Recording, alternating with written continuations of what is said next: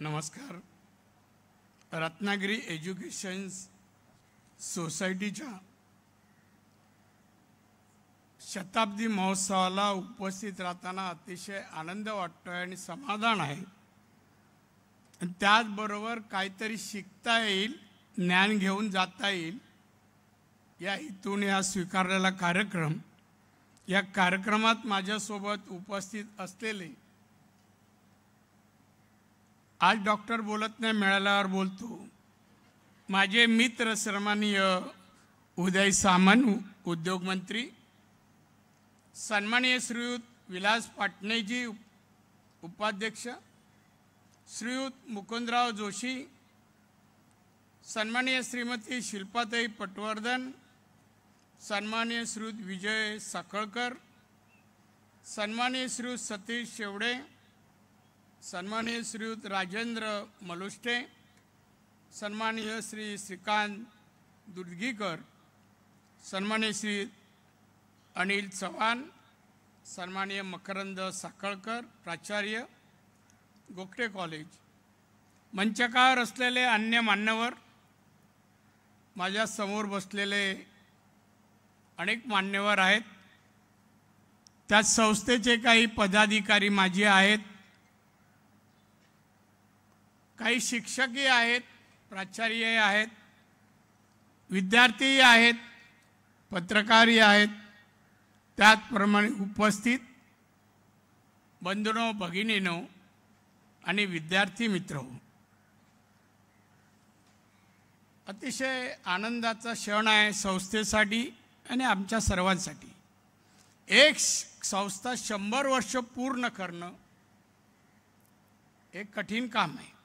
का मी अनेक संस्थांचा अध्यक्ष आहे. मी मेडिकल कॉलेज, हॉस्पिटल, इंजिनिअरिंग अनेक संस्था मी सुरू केल्या आणि चालवतो आहे. त्यामुळे संस्था चालवणं किती कठीण आहे हे मला माहिती आहे. असं असलं तरी आमच्या या रत्नागिरी एज्युकेशन सोसायटीने 100 वर्ष पूर्ण केलीत. त्यांचं अभिनंदन करतो आणि भावी वाटचालीसाठी शुभेच्छाही देतो. मी सगळ्यांची भाषणं अतिशय काळजीपूर्वक ऐकली. सगळ्यांनी संस्थेवर, संस्थापकांवर, संस्थापक आणि त्यानंतर आलेल्या व्यक्तींवर, त्यांच्या कर्तृत्वावर आणि त्यांच्या योगदानावर विचार मांडले. त्यांची आठवण केली की त्यांचं योगदान, या 100 वर्षाची शाळा पूर्ण वर्ष झाली त्यात किती योगदान आहे. आमचे सन्माननीय जांभेकर साहेब आणि यामध्ये कैलाशी बाबूराव जोशी, कैलासई सो मालतीदाई जोशी यांचं योगदान ही संस्था सुरू करण्यामध्ये आहे. त्यांच्यासमोर नतमस्तक होणं हे आजच्या दिवशी आपल्या सर्वांचं काम आहे. अशा व्यक्ती जन्माला कोकणात येणं आणि शिक्षणासारखा विकासाचा आणि सर्व क्षेत्रात प्रगतीचा पाया आणि ज्ञान पुरवण्याचं काम त्याने इथून सुरू केलं. आणि म्हणून खरोखर त्यांना मी श्रद्धांजली वाहतो आणि त्यांना अभिवादनही करतो. सगळ्यांची भाषणं या एकाच चाकोरीत सुरू आहेत. त्याला अपवाद आमचे मित्र पण नाही आहे, कारण ते रत्नागिरीचे आहेत. मी सांगितलं 100 वर्ष पूर्ण करणं छोटं काम नाही आहे. संस्थेने केलं आणि संस्थाने करणं म्हणजे संस्थेला हे काय इमारती आणि हे वैभव उभारलं आहे, त्याला पैसा लागतो. आणि पैसा उभारणं त्या काळात कठीण, आताच्या काळात अति कठीण. आता लोकांकडे पैसा आहे, तेव्हा देणगीदार, दानशूर लोक फार उपसायचे. तुम्ही मुंबई बघा, मुंबईत वेगवेगळ्या प्रॉपर्टीज आहेत, देणगीदारांनी दिलेले आहेत. आता सांगावलं, साहेब आमची संस्था, विधायक, शैक्षणिक काम करे, द्या हो, किती पाहिजेत. मग आपण जर 100 सांगितले, 10 घेऊन जा. जसं बार्गेनिंग मार्केटमध्ये करतो तर देणगीमध्ये पण बार्गेनिंग आहे. काय वाटणे साहेब, ते सुरू आहे. म्हणजे परिस्थिती किती बदलत चालली आहे बघा. फार बदलली. 100 वर्षाचा काळ त्यापूर्वी आणि आज. पण तेव्हा धाडस केलं, धाडसाचं कौतुक व्हायला पाहिजे. आपल्याकडे काही आहे नाही की हे न पाहता, काही विचार न करता, माझ्या या कोकणात त्या समाजाला शाळेची आवश्यकता आहे. 3 मुलं घरात घेऊन शिक्षण सुरू केलं, स्त्री शिक्षण. केवढं धाडस आहे. काय त्यांना स्वप्न पडलं होतं का हो 100 वर्षांनी 15,000 विद्यार्थी होतील म्हणून? नाही. आत्मविश्वास, कर्तृत्वावर आत्मविश्वास. मला इथल्या शिक्षकांना सांगायचं आहे, तुम्ही अभ्यासक्रम घेता, त्यात आत्मविश्वास निर्माण करण्याचं साधन, माध्यम काही नाही आहे. तो आवश्यक आहे. आत्मविश्वास आणि त्या व्यक्तीला शिक्षणाचं महत्त्व. आज बघा, तुम्ही किती दिवस तयारी करता महोत्सवाची, आणि तो महोत्सव आज शताब्दी महोत्सव सुरू आहे. हजारो लोकांना तुम्ही बोलवलंय. मी तुम्हाला विद्यार्थी का विचारले मॅडम? साईड 2.5 लाखापर्यंत विद्यार्थी या संस्थेतून शिकून गेले. आज इथे कार्यक्रम सुरू आहे. अनेक विद्यार्थी आणि पालक उठतात जातात. काय चाललंय? महत्त्व कशाला द्यावं? घरच्या कामाना का लग्न कार्याला का शिक्षण क्षेत्राला, त्या संस्थेला प्रोत्साहित करणं. अहो, आजची उपस्थिती या सर्वांना प्रेरित करणारी आहे, प्रोत्साहित करणारी आहे. हे बघा, तुम्हाला आशीर्वाद हजारो लोकांनी येऊन दिले उपस्थिती मार्गाने. यांना वाटेल अजून चांगलं काम करावं, दिवस रात्र काम केलं समाजासाठी, ते कमीच आहे असं वाटेल. आणि वाटण्यासाठी आपण थोडा थांबलो, ऐकलं तर काय जातं. पण नाही, पाहतो अनेक ठिकाणी लोकांना रोखतो, नाही थांबा, जायचं नाही, पहा आणि ऐका, आत्मसात करा आणि कार्यान्वित करा. आवश्यक आहे समाजाला. ज्ञान कशासाठी आहे? ज्ञान ऐकायचं, आत्मसात करावं. समाजासाठी, आपल्यासाठी ते ज्ञानाचा उपयोग करा, बुद्धीचा वापर करा. मेहनत परिश्रमाची जोड द्या आणि बुद्धीची त्याला जोड दिल्यास सर्व साध्य होतं. आणि साध्य करणाऱ्यापैकी मी एक आहे. आणि म्हणून मी तुम्हाला या ठिकाणी सांगतो, या सर्व जणांना समाजामध्ये स्थान, हे मी सांगेन अतिशय आदरणीय आहे. शिक्षण क्षेत्रातली माणसं, शिक्षण हा धंदा नाही, नोकरी नाही, तो पेशा आहे. शिक्षण हा पेशा आहे.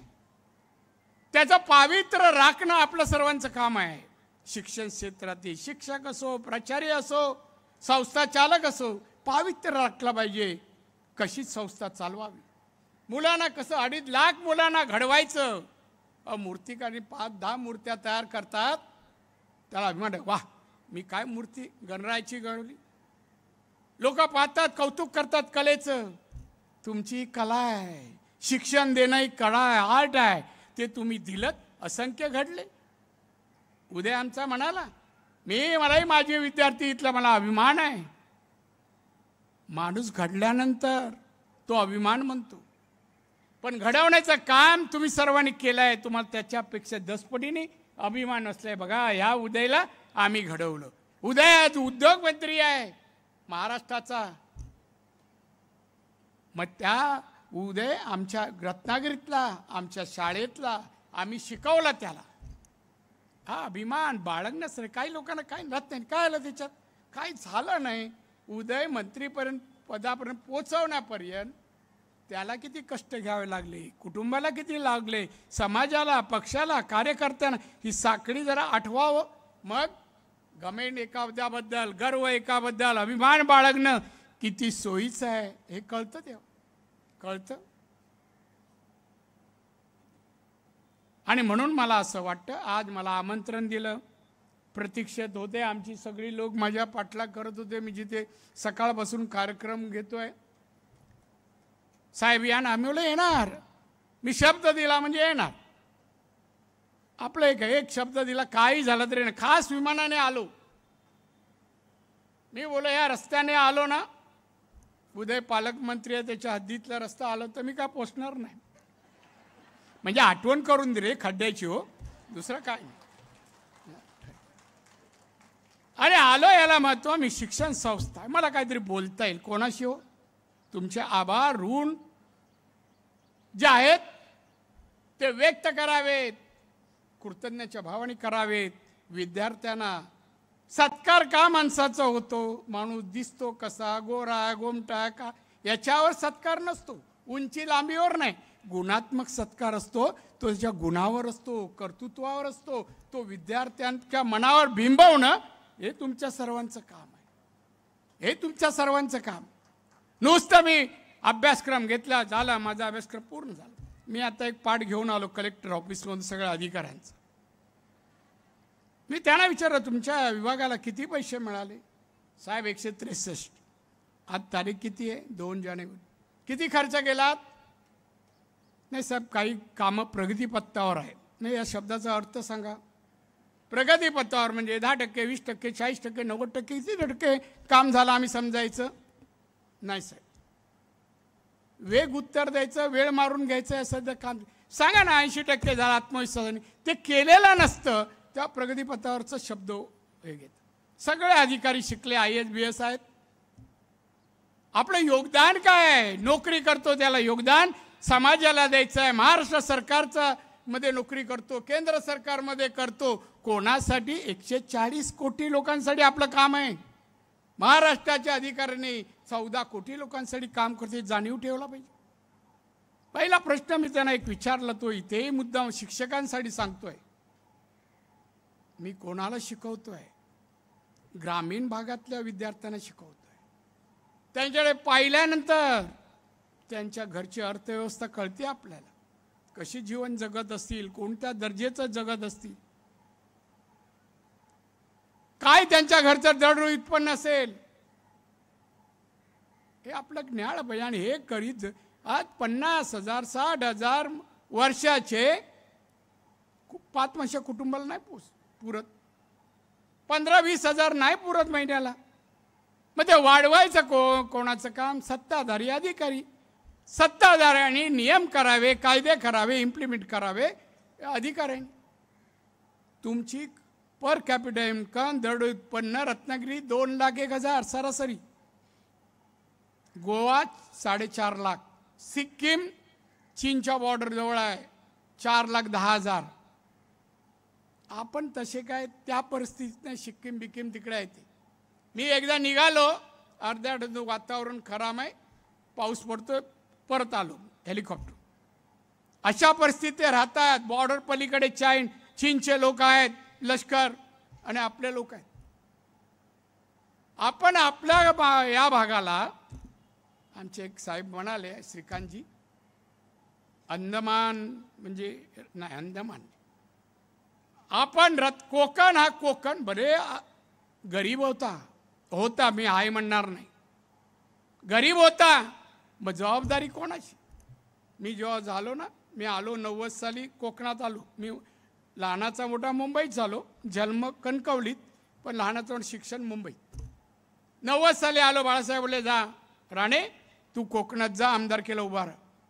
मी नमस्कार साहेब, मला कोण ओळखत नाही, जन्म झाला, मी तुला सांगितलं तू जावं, त्या लोकांची मागणी आहे. आलो मी. खारे पाट्यान ओलांडताना मी एक शपथ मनात घेतली. मला साहेबांनी पाठवलंय ना, आता कोकण आणि कोकणची माणसं यांचं भवितव्य काय घडवायचं आहे मी सांगतो. का त्यावेळी दरिद्र कोकण, मी अनेक वेळा बोलायचं नाही, मी तिथला लोकप्रतिनिधी आहे, दरिद्री गरीब नाही बोलायचं. आणि मी पण केला, मी या जिल्ह्याची दारिद्र्य गरिबी घालवणार, कमी करणार. मी आलो ना, 35,000 पर कॅपिटल इन्कम होतं, दरडोई उत्पन्न, आज 2,30,000 आहे. आमच्या मित्रापेक्षा 30,000ने पुढे आहोत आम्ही. एक मुख्य जिल्हा हा, आम्ही म्हणजे सिंधुदुर्ग, तरी आमचा पुढे आहे. बघा जाऊन तुम्ही. मी नाही, आम्ही रत्नागिरी पण केसाला करूया. अनेक व्यवसाय छोडे, कमीपणा नाही, अनेक सुरू केले. आज इथे होण्यासाठी त्याचं प्रबोधन, पर्यटन प्रबोधन करणं आवश्यक आहे. शिक्षण पार, शैक्षणिक पार, मॅडम सोपं नाही आहे. जगातले जर विद्यार्थी यायचे असतील, इथलं इन्फ्रास्ट्रक्चर त्या दर्जाचं हवं, वातावरण शैक्षणिक हवं, हे शॉपिंग बिपिंग सगळं आहे ना, त्यांचं ग्राहकांशी बोलण्याची शैलीमध्ये बरं का हवा. मी टाटा कन्सल्टन्सी करून पर्यटन सिंधुदुर्ग जिल्हा करायचा आहे ना, हे टाटाकडून मी अभ्यास करून घेतलं. काय केलं म्हणजे आमचं दरडोई उत्पन्न वाढेल, GDP वाढेल आणि आमची लोक समृद्ध किंवा सुखी होती. 850 पानाचा रिपोर्ट त्यांनी बनवून दिलाय. मी आज कलेक्टरना बोललो, तुमच्याकडे पाठवतो, वाचा. पर्यटन या माध्यमातून मी मोठमोठ्या हॉटेलचे स्टीवर्ड वेटरना सिंधुदुर्गात बोलवलं. एक हॉटेल बांधलं, त्याच्या ह्याच्यामध्ये केलं. मी बांधलं स्वतः, बोललो कोण इन्व्हेस्टमेंट करत नाही, आपण करू. आणि सगळे स्टॉल, छोटी हॉटेल मोठी हॉटेल सगळ्यांना मॅनेजरना बोलवलं. मी बोललो पर्यटन जिल्हा केलाय मी, तुम्ही काय सहयोग देणार? नाही आम्ही साहेब मदत करणार. काय मदत करणार?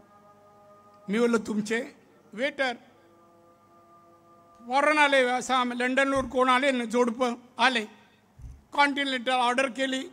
एक तर तो करणार इंग्लिशमध्ये, आपल्याला कळत नाही. समजा एखाद्याला समजलं, कॉन्टिनेंटल जेवण आपल्या कोकणात नाही, मसालेदार जेवण, सगळे गरम मसाले आपले एकाच पदार्थात असतात आणि त्यांची जिभेवर ते सण होत नाही, ते उलट्याच करते तोंडात. मेरस्टी कॉन्टिनेंटल पण सुरू करा, हातात ग्लोव्ज घालायला शिकवा. काही पदार्थ देताना ही बाटली फोडून द्या त्यांच्या हातात, पिणार नाही. हातात बाटली द्या, ते उघडतील मग पितील. ह्या सगळ्या गोष्टी आपण लोकांना प्रबोधन करणं, त्याची माहिती देणं, वातावरण तयार करणं. रत्नागिरी जिल्हे विकासाच्या मार्गावर, या मार्गावर प्रवचन लोकांची ठेवा, लोकांची ठेवायला पाहिजे. शिक्षक वर्गाने जायला पाहिजे. मी शनिवार शिक्षकांचा सिंधुदुर्गातला घ्यायचो, त्यांना विषय द्यायचो. ठिकठिकाणी गावात जा, पर्यटन म्हणजे काय, येणारा पर्यटक हा पर्यटक म्हणू नका, ती लक्ष्मी समजा. पैसे खर्च करतो. एक आठवडा परदेशी पर्यटक आपल्या कोकणात आत्ता आला ना, तर किमान 5 लाख रुपये त्याला आठवड्याला लागतात. हॉटेल बिटेल जाणं फिरणं सगळं 5 लाख, म्हणजे 5 लाख इथे देऊन तो परत जातो. ते 5 लाख वेगळ्या मार्गाने आपल्या लोकांच्या खिशात जातात. असे 5 लाख पर्यटक आले तर, आता आला आकडा परवा 31 याला डिसेंबरला 4-5 लाख कोकणात पर्यटक आले. म्हणजे पर्यटन करणं, औद्योगिक करणं, शिक्षण पार्क करणं. मी सांगेन शिक्षक पार्क करा आणि मी मागे लागणार त्यांच्या. मी मॅडमला प्रॉमिस केलं, मी आणि बोलू हा शिक्षण पार्क करू. काही तज्ज्ञांना आपण घेऊ वेगळ्या देशातल्या, आपल्या इकडच्या शिक्षण तज्ज्ञ, आणि असा करू की देशात नाव होईल. देशातले विद्यार्थी, परदेशातले विद्यार्थी पुण्यात येतात, रत्नागिरीत का नको? पुण्यात येतात ना. आज पुण्यातले कॉलेज सगळे परदेशी परदेशी विद्यार्थ्यांवर चालतात. रत्नागिरी का नाही? मानसिकता करा, प्रयत्न करा, योगदान द्या आणि मग आनंद व्यक्त करा. आम्ही घडवलं रत्नागिरी गर्वाने. असं व्हायला पाहिजे. शताब्दी महोत्सवातून शैक्षणिक प्रगतीचं मार्गदर्शन, प्रबोधन करा. आणि तुम्ही 2.5 लाख विद्यार्थ्यांनी शिकवलाय, 2.5 लाख. मी दुसरा प्रश्न मॅडम तुम्हाला विचारला, त्यात IAS किती, IPS किती, फॉरेन सर्व्हिस किती आणि उद्योजक किती? हे प्रमाण आपल्याकडे कमी आहे. तुमचा दोष नाही हा. नाही, हा दोष तुमचा नाही, आमचा आहे, राजकारण. का पश्चिम महाराष्ट्रात सगळं औद्योगिकरण झालं? कारण आम्ही मागणीच नाही केली. आत्ता मागणी, आम्ही जागे झालो आहे म्हणतो, हे हवं आम्हाला. आत्ता कॅबिनेटमध्ये आम्ही बसतो ना, बाकीच्या मागणी करत आम्ही सांगतो कोकणाला पहिलं द्या. वर्षाच्या अर्थसंकल्पात आम्हाला काय देता? मग त्या मोबदल्यात आम्हाला हे पैसे पाहिजेत, हा प्रकल्प पाहिजे. आम्ही भांडतो तेव्हा आता मिळत आहे. आता कोकणाकडे लक्ष केंद्रित इथल्या मंत्र्याच्या वजनावर होतं, वजनावर. आता माझी ओळख करून देताना सांगितलं, पहिलं तर नाव खाली घेऊन बोलले, काय चुकलं तर काय होईल? मला काही खबर नाही. मी आता किती वर्ष आहे, मी एकमेव माणूस आहे आणि देशातला 6वा माणूस आहे. देशातल्या सभागृहात सगळं काम केलं. याच्यात केलं, आपलं महानगरपालिका केलं, BSTत केलं, विधानसभा, विधान परिषद, राज्यसभा आणि लोकसभा सगळं केलं. आणि मग तिथल्या सगळ्या पद्धतीवर जाताना माझ्या भाषणात उदय, कधी अनपार्लमेंट वर्ड उदय ऐकलास किंवा बाहेरच्या नाही. जाहीर सभेमध्ये ज्या विरोधक अटॅक करतात ते आपलं काम आहे. माझं तर काय जशाच तसं, तिथे काय कोणाला माफी नाही मग. आणि मग त्या लोकांवर ठरवतात हा आक्रमक आहे, असं आहे. आता त्याने अंगावर आला तर मार 2 नाही 4 मार, हे काय, हे आपलं काम नाही. त्याने 2 मारले तर आपण खाली झोपेपर्यंत मारायचं आणि मग जायचं जय महाराष्ट्र बोलून. हे आपली पद्धत आहे. असोत, पण मी तुम्हाला सांगतो, रत्नागिरीची संस्था अशी वातावरण घडवण्याचं काम मी उद्या आम्ही करू. इथे इन्फ्रास्ट्रक्चर, पायाभूत सुविधा, जनजागृती हे आम्ही तुमचे सहभाग घेऊ. पण संस्थेचं योगदान महत्त्वाचं आहे, कार्यपद्धती महत्त्वाचं आहे, तुमचे अकाउंट पद्धती महत्त्वाची आहे, तुमच्यात कोणत्या कॅटेगरीचे शिक्षक आहेत, कसे शिकवतात हे महत्त्वाचं आहे. आता पहिले अधिकारी सगळे ग्रेड 1चे अधिकारी होते. आम्हाला दिली होती एक कार्यक्रम पत्रिका. मी कलेक्टर जी ये मराठी में है मगर बहुत इसमें मिस्टेक है.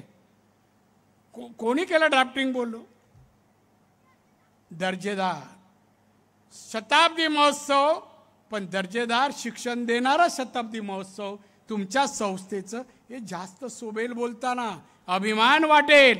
आणि असं वाटण्याजोगं शिक्षण इथे दिलं जावं, दिलं आहे, त्याबद्दल विश्वास. आणि म्हणून आज बरं वाटलं. पण याच्याबरोबर एकच मला वाटतं, शिक्षण सुद्धा मोठी होत जाणं. वि.स. खांडेकरांचं एक वाक्य आहे, मोठं होणं सोपं पण मोठेपण टिकवणं त्यापेक्षा कठीण. वि.स. खांडेकरांच्या अनेक पुस्तकांचा माझ्यावर प्रभाव आहे. आज नारायण राणेंना त्यांच्या एका पॅरेग्राफचा उल्लेख करतो मी, तो त्यांच्या एक पॅरेग्राफमुळे माझ्यावर परिणाम झाला. त्या मोठेपण मिळालं आहे. 100 वर्ष आली, पुढच्या 100 वर्षे असाच काम प्रगतीकडे जाणार आणि दर्जा शिक्षणात सांभाळणारी संस्था म्हणजे तुमची ही रत्नागिरी एज्युकेशन सोसायटी. लोकांनी नाम उल्लेख करताना अभिमानाने केला पाहिजे. याने उदयने शाळा कॉलेज संख्या सांगितली, पण मी तो स्वतःहून बदलत होता का काय मला माहीत नाही. पण मी 1ली ते 11वी पास होईपर्यंत 5 शाळा बदलल्या नाही, काढून टाकण्यात येत होतं. तुम्ही शाळा बदला. मी 8वी पास झालो आणि शाळेचे मुख्याध्यापक पाटील होते, ते आले. माझं प्रदीपक पुस्तक कॉपी आणली, राणे ते आले म्हणून मी उभा राहिलो. रिझल्ट आला आहे. बोला हो सर, तुम्हाला सगळ्या विषयात चांगले मार्क आहेत, तुम्ही हुशार आहात, पण आम्ही तुम्हाला आमच्या शाळेत ठेवू इच्छित नाही. आता ते मुख्याध्यापक, मी काय बोलणार, ठीक आहे सर, मी तेवढा स्वभाव बोलता द्या सर्टिफिकेटने जातो. घेतलं दाखलाने गेलो. मग दुसरे असे बदलत मी चेंबूरला राहणारा, अंधेरी, बांद्रा, कुर्ला शाळा करत दरवर्षी. पण आपण एक होत, हमखास आपल्याला माहिती एवढे टक्के आपण मार्क मिळवणार. आणि अनेकदा नंतरचा इतिहास सगळे जाणता मला सांगायचा नाही. पण एक मी इन्कम टॅक्सल्यानंतर कामाला लागलो, नोकरीला.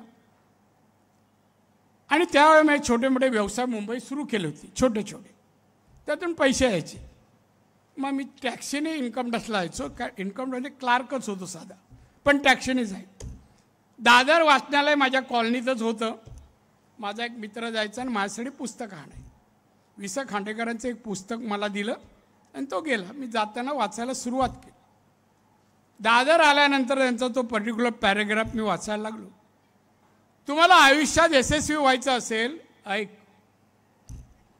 आयुष्यात यशस्वी व्हायचं असेल तर ह्या 10 गोष्टी करा आणि 10 गोष्टी करू नका. तुमच्या स्वभावात उर्मटपणा असता कामा नये. तुम्ही प्रामाणिक, सहनशील, अभ्यास करणारे, अभ्यासू असे जर असलात तर तुम्ही कोणतरी बनाल. आक्रमक स्वभाव असेल, उर्मटपणा असेल, अभ्यास वाचन न करण्याची सवय असेल तर तुम्ही कोण होणार नाही. तेवढ्यात इन्कम टॅक्सला पोचलो, मनात बोललो आपण सेकंड कॅटेगरीत आहे. काय करायचं, घरी जाऊन विचार केला, त्यावेळेला आपली कॅटेगरी सोडली पाहिजे आणि फर्स्टमध्ये जायला पाहिजे. संकल्प केला, मला मार्ग बाळासाहेब सोडले तर मला गुरु कोण नाही. पण मी संकल्प केला, अगदी बोलण्याच्या शैलीपासून मराठीतील शब्दकोश वगैरे एवढं वाचन केलं. मी आत्ताही 3 तास वाचल्याशिवाय, ते माझं वाचण्याचा टाईम 12 ते 3, 250 ते 300 पानाचं पुस्तक वाचल्याशिवाय मी झोपत नाही. पण दौरा असला का झोपतो. आज दौरा होता, मी लवकर. तुम्ही मंत्रालयाच्या ग्रंथालयात जर गेला ना 11 माळ्यावर, त्याला विचारा जास्तीत जास्त भाषणं की यामध्ये ह्या विषयाची कोणाची आहेत. माझं नाव नक्कीच सांगते एवढा मला विश्वास. बांधवांनो, अभ्यास मी म्हटलं वाचा, आत्मसात करा आणि कार्यवित स्वतःसाठी, समाजासाठी आणि देशासाठी करा. केलं पाहिजे, तेवढा वेळ दिला पाहिजे. उद्याला विचारा किती तास झोपतो, मला विचारा किती तास. मी रोज 16 तास काम करतो, 16 तास आपला व्यवसाय धरून. सकाळी 1 तास व्यवसायाचा आढावा घेतो, मग बाहेर पडतो, वाचन करतो सगळे वृत्तपत्र आणि मग खाली. हे आम्ही का करतोय? टिकलो पाहिजे. राजकारण एक तरबेज माणसं येतात, मोठमोठे शिक्षण घेऊन येतात देशात परदेशातून. आपण टिकावं. माझी विनंती तुम्हाला, असे टिकणारे विद्यार्थी तयार करा. उद्या आमदार, खासदार नाही, मंत्री नाही, मुख्यमंत्री, पंतप्रधान या पदाला लायक, पात्र, गुणवत्त आणि कर्तृत्ववान व्यक्ती तयार करायचे शिल्पकार तुम्ही आहात. शिक्षकच करतात हे सगळं. शिल्पकार जरी मूर्ती घडवत असतील तर जिवंतरूपी माणसाला, व्यक्तीला तो कर्तृत्ववान आहे, अमुक आहे, तमुक आहे, मार्गदर्शन कोण देतं? तुम्हीच देतात. प्रेरणा द्या, उत्साह वाढवा, प्रत्येक शब्दाचा अर्थ समजावा, अर्थ कळला पाहिजे. आणि म्हणून शिक्षण हे उदरनिर्वाहाचं साधन नाही,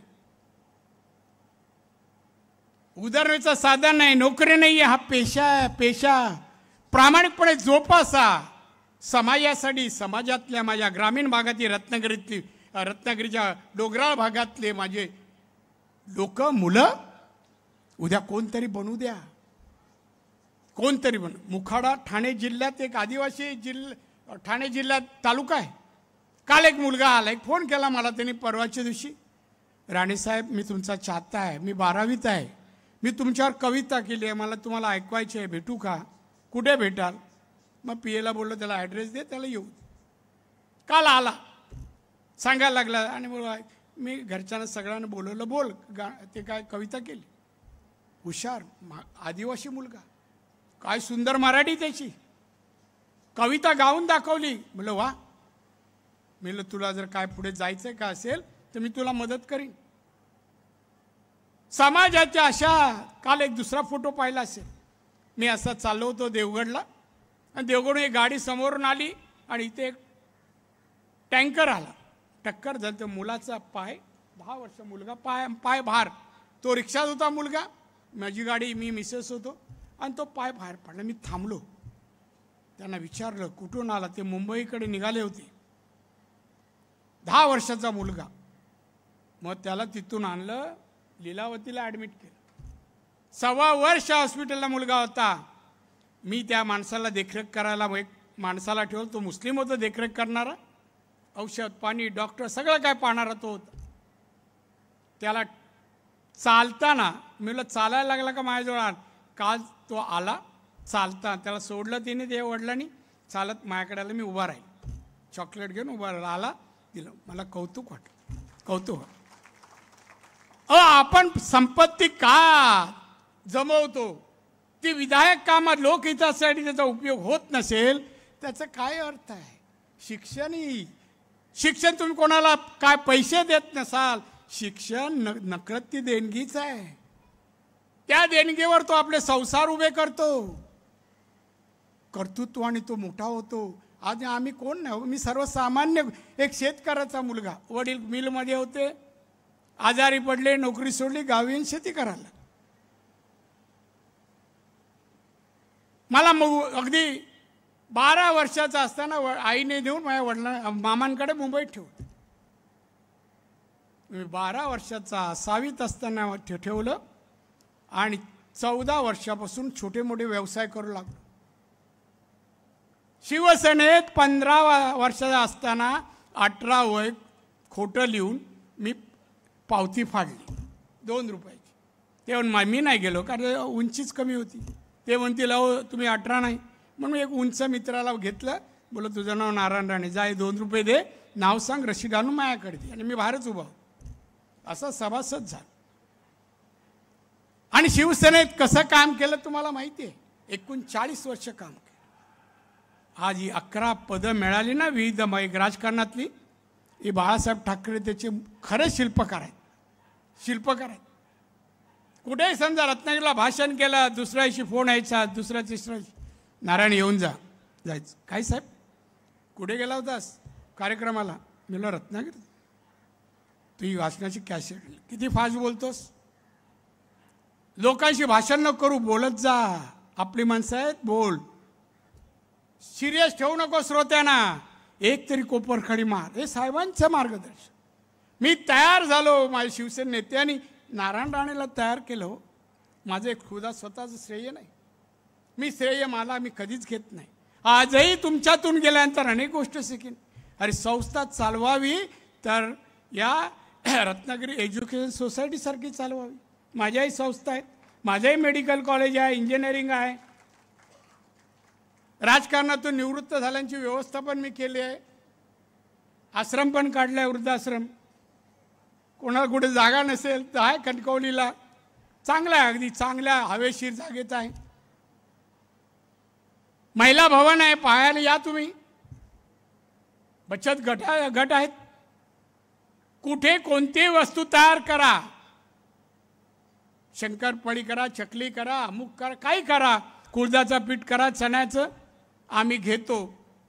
प्रोसेसिंग नाही तर पॅकिंग करतो आणि मार्केटिंग करतो. महिला भवन, महिलांना रोजगार. हे काम माझ्यासाठी नाही केलं, लोकांसाठी केलं. तो जिल्ह्यात आहे ना, मी आल्यापासून मी विरुद्ध सगळे विरोधी पक्ष एक. आम्ही दोघं वेगळ्या पक्षात असलो तर आतून मदत असते तुमची. आज तुम्ही पत्रकामध्ये काय गुपित काढलं हो तुम्ही बाहेर. मला त्रास नाही, याला त्रास आहे. असं फार बोललो असं वाटतं मला, थांबा असं वाटतं. कधीतरी अशीच आमच्या पटवर्धन मॅडम कधीच एखाद्या व्याख्यानाला बोला, हाक द्या, ओ म्हणून हजर राहीन, तुमचं ऐकायला व्याख्यान. तुमचे विचार मलाही काय घेता येईल असं आहे ना. संस्था कशी चालवावी, योगदान कसं द्यावं, तुमच्याकडून शिकावं. अजून काय पाहिजे. जमलेल्या सगळ्यांना या नवीन वर्षात शुभेच्छा देत असताना तुम्ही जमलेल्या सर्वांना दीर्घ आयुष्य आणि उत्तम आरोग्य माझ्या रामेश्वराने द्यावं अशी प्रार्थना करतो. मला संस्थेने बोलवलं, मान सन्मान आदर, पुस्तक गुच्छ आणि थंडीत प्रेमाची ऊब येईल अशी शाल दिली. फार फार ऋणी आहे, आभारी आहे. जय हिंद, जय महाराष्ट्र.